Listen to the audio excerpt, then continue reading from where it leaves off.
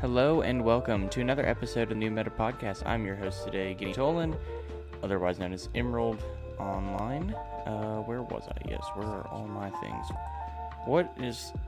Sorry, everything is like crashing and dying around me as I speak. The entire recording is probably lagging. So that's for you guys. But as you can tell by the title of this episode, I built a deck. Believe it or not, and that is Clafable EX. So I've been intrigued with this card for a while now, and I really just wanted to talk about it. So Mega Clafable EX, 320 HP, Mega Pokemon, ability Luminous Wing, prevent all effects of your opponent's abilities done to this Pokemon, so it can't get Dusknored, can't get Monkeyed. And then for Psychic, Shooting Moons, you may discard up to 4 energy cards from your hand. This attack does 40 more damage for each energy card you discard in this way. It's also 120 plus. I don't know why it doesn't say that on the thing on Pokemon Card.io. And I was thinking like, okay, how do I want to run this? How do I want to deal with this? So I actually went for a very interesting approach. I actually don't run Fez in here. So the whole point of this deck is to set up one of the 2 Bidoof you have in here and attach one of the 3 lucky helmets in this deck to the Bidoof. While you item lock them, if they try and like itchy pawing you back, you're drawing cards off lucky helmet. If they hit you just to knock the Bidoof out, like if they break the item lock, then you draw 2 cards, right? And in that meantime, you'll want to be setting up like 2 Clefairies, and like 2 Spritzies, and maybe a Latias, because you do run a Latias in here. And the Spritzy, so you can evolve into Aromatize. I think it's Aromatize. And its ability, Sit in Collection. Once during your turn, you may use this ability. Search your deck for up to 2 basic energy cards, reveal them, and put them in your hand, then shuffle your deck. I mean, obviously, you just get the cards in your hand, and then attack. There's 3 of those, but usually you just want to try and set up 2. Poffins in here, Night Stretchers, Pokepads, Ultra Ball. Unfair Stamp is the, what's the word? A spec of choice. I can't think of words right now. You do run a Latias in here as a pivot option, but usually you want to have like a Lily Clefairy or a Meowth on the bench that you can like pivot into, because you are running 4 Wondrous Patch in here. So it's like, okay, they knock something out, move that up, use Wondrous Patch once or twice, and then pivot back into whatever you need. So it's a really good pivot option. I am running 2 Energy Recycler in here, not necessarily so that you will use both Energy Recycler, but just so that you have one available. We are running 4 Telepath Psychic in here, 7 Psychic Energy, 2 Lily's Determination. Mystery Garden and Lucky Helmet are supposed to be able to just draw you all your cards. That is like the entire point of this deck, is to have those 2 as your main draw engine, because you want to be able to play Jacinthe to let your Clefable last a little longer. And Jacinthe says heal 150 damage from one of your Psychic Pokemon. So say it takes a hit from Polt, you just heal it right back up. There are a couple boss in here as well, as that's kind of pretty necessary. So matchups, I'm actually going to go look at that right now. I have not been looking at matchups. I can't type. Limitless.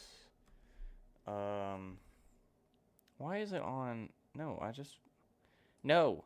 Go to the right page. Please. All right. Once I get to the right page, we can start talking about that.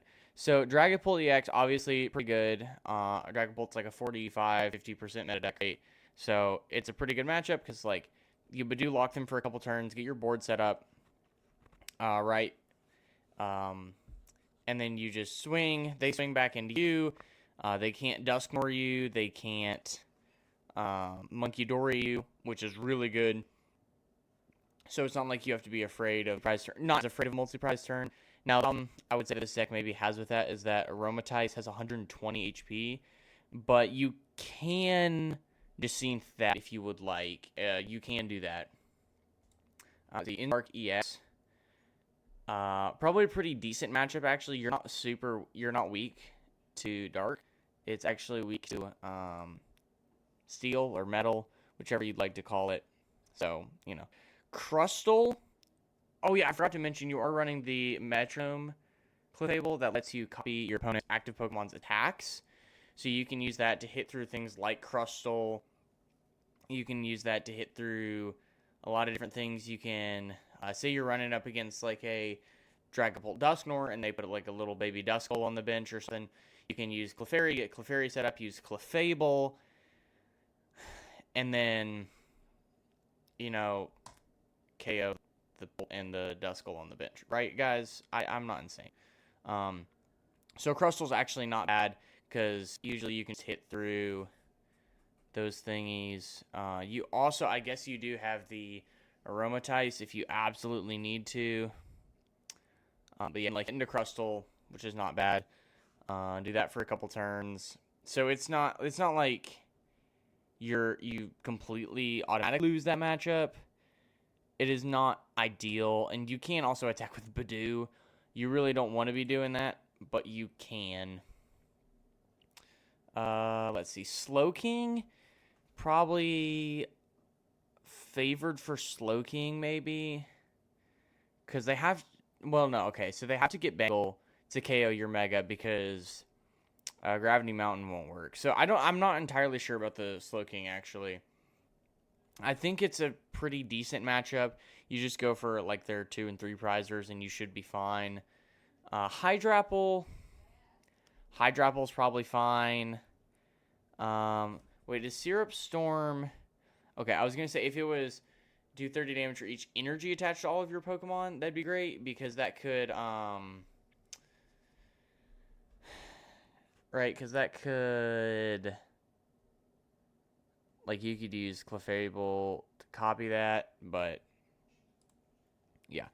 And then Alakazam, I think Alakazam's okay. I think Alakazam's an okay matchup because what you do with Alakazam is... I mean, they have to hit for so much. Yeah, it doesn't protect against that. So, I don't know. I think Alakazam's maybe not the greatest. I think it's fine. Raging Bolt is a little bit harder. Probably because it can just hit through everything that you have.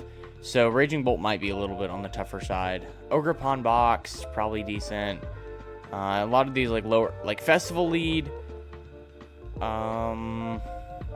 Probably a pretty decent deck. Probably a decent matchup, I mean. Mega Lucario, probably decent. So I built this more of it as like a fun deck. And it's pretty good against Bolt, which is the main reason it would do well. So I'm not entirely sure about everything about it, but please let me know what you think. I'd really appreciate it if you would comment on this deck on PokemonCard.io or in the podcast itself. But that is everything I have for today, and I will see you all in the next episode. Peace out.